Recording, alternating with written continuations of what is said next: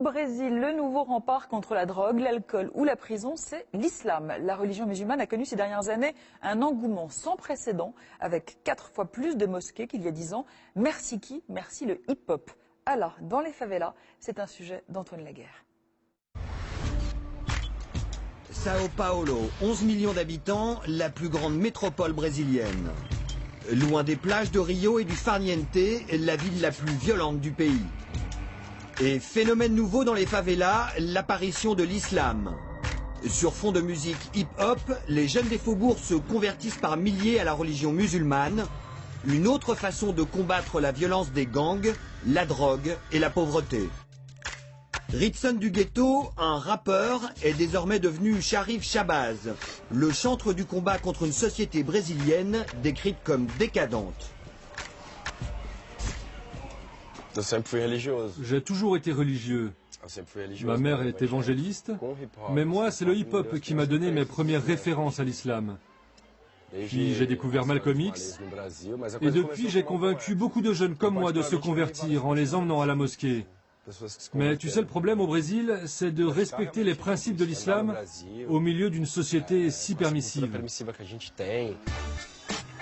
Bastion catholique sur le continent sud-américain, le Brésil assiste à la percée d'un islam qui s'est surfé sur les passions locales. Rien de mieux qu'un concert pour attirer de nouveaux adeptes et prêcher le combat. On rend hommage à la cause palestinienne. Car la Palestine est un pays envahi par un autre, qui vit sous domination, tout comme nous dans la banlieue de Sao Paulo. Nous vivons comme des exilés dans notre propre pays et personne n'en parle.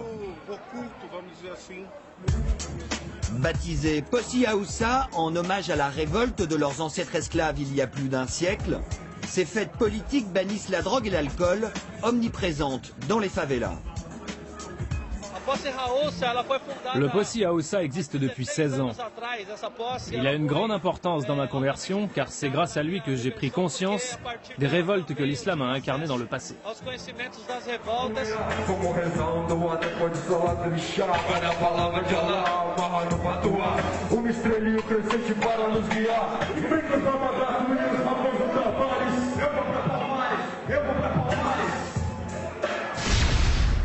L'islam comme échappatoire à la violence du ghetto, c'est le message véhiculé par les clips des nouveaux convertis. Comme ce tube des favelas baptisé « Musulmans, la révolution du monde », sur fond de guerre entre la police et les gangs, le rappeur appelle à la révolution au nom d'Allah.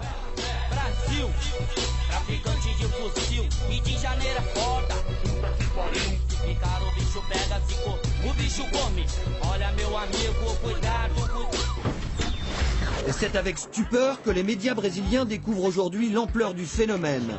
Dans tout le pays, en 5 ans, l'islam a vu le nombre de ses adeptes passer de 700 000 à 3 millions, surtout recrutés parmi la population noire.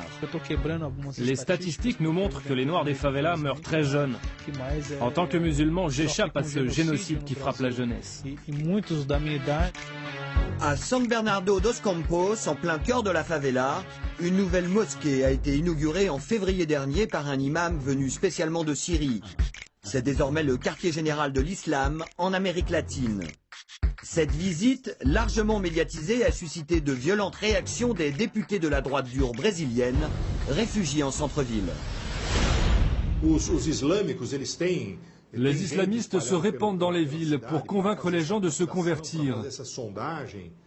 Et ils vont spécialement dans les favelas pour ça, dans les quartiers pauvres. Ils nous menacent comme un virus. Ils ont choisi le Brésil à cause de la misère du peuple et de son faible niveau intellectuel. Derrière la vitrine officielle, d'autres mosquées, clandestines celles-ci, ont vu le jour dans des appartements insalubres. Comme ici en centre-ville, la mosquée Bilal al-Habashi, une présence qui fait tache dans le voisinage et qui vit sous la menace permanente d'une expulsion. Si tout le monde participait, ce serait plus facile de payer les factures. Ça fait 2 mois qu'on n'a pas payé le loyer. Pourquoi ? Parce qu'on n'a pas d'argent. On n'a pas mis de rideau, ni de tapis non plus. Pourquoi? Parce qu'on n'a pas d'argent. Et l'argent doit venir de nous tous. Grâce à leur propagande anti-islamiste, les gens viennent à nous pleins de curiosité. Et quand on leur montre ce qu'est vraiment l'islam, alors ils se convertissent. Né dans les favelas, l'islamisation de la jeunesse brésilienne progresse dans tout le pays. Passo Fundo, une petite ville de province perdue à l'extrême sud. En quelques années, cette bourgade est devenue la Mecque du poulet halal. Les multinationales de l'agroalimentaire s'y sont installées. Ici, islam rime avec business. Nivaldo Lucena est l'imam de cette communauté. Baptisé désormais Mohamed, il préside aux destinées des 170 néo-convertis, un changement radical de vie. Avant l'islam, je buvais de l'alcool, je me droguais, je fréquentais plein de femmes, je prenais tout ce que la vie pouvait m'offrir. Mohamed travaille pour une société étrangère. Les poulets sont élevés ici par millions et exportés ensuite au Proche-Orient. L'ancien caïd des favelas est chargé de délivrer le précieux label halal et surtout d'organiser les 5 prières quotidiennes dans les vestiaires. Aujourd'hui, nous allons faire la prière d'un petit groupe de Brésiliens qui se sont tournés vers l'islam et après ils iront rejoindre la première équipe pour la relayer aux abattoirs. Allahu Akbar. Allahu Akbar. Comme l'imam, tous ont opté pour un prénom musulman, condition indispensable pour décrocher un emploi aux abattoirs.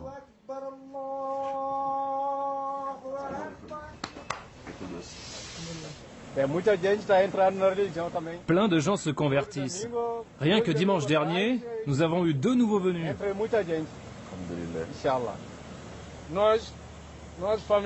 On est une grande famille quand on devient musulman. On devient un frère. Même si on n'a pas le même père ou la même mère, on est quand même frère, on n'est plus seul dans la vie.